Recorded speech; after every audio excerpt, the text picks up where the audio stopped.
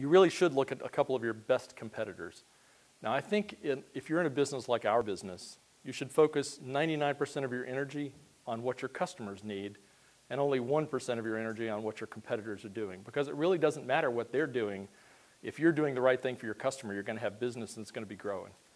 But it is important to see how they position themselves. So you should look at a couple of them. And we did that.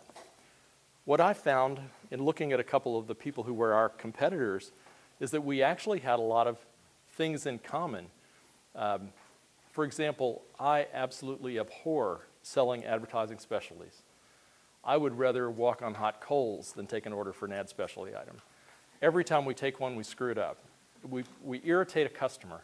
We don't make any money. It takes twice as much time to sell and make half the gross margin that you make on a good printing job.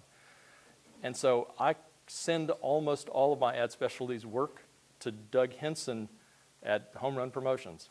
Doug's a member of the chamber, somebody I've met in networking, and he sends his printing jobs to me. I call it Coopatition. I didn't create that word. The Container Store created it. Container Store said that you should locate your business on the same pad with other businesses that attract the same kind of customer, where your merchandise overlay is no more than 15% competitive. So as a result, they looked for businesses that sold the same customer, where there was about 15% competitive product, and they would locate with them, because they knew they could make money off the 85% of the business. And that was their goal, was to get more people in the parking lot. There are 2 bars that opened, actually, in Bedford we don't have bars. There are 2 restaurants that opened in Bedford, but they look a whole lot like bars, but their food sales must be high enough to meet the city's requirement. They opened side by side. One of the owners told me that he went next door and he said, hey, let's make this parking lot the best party site in the mid-cities. Let's get together. Let's promote. Let's have bands in the parking lot. Let's get permits from the city. Let's make this party central. And the other guy said, we're going to run you out of business.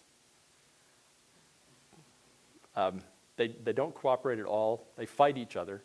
And the one who wanted to cooperate has a full house every night, and the one who's running him out of business is 3/4 empty every night. I don't know how that works, but it seems to be that people who understand cooperating with one another are more successful.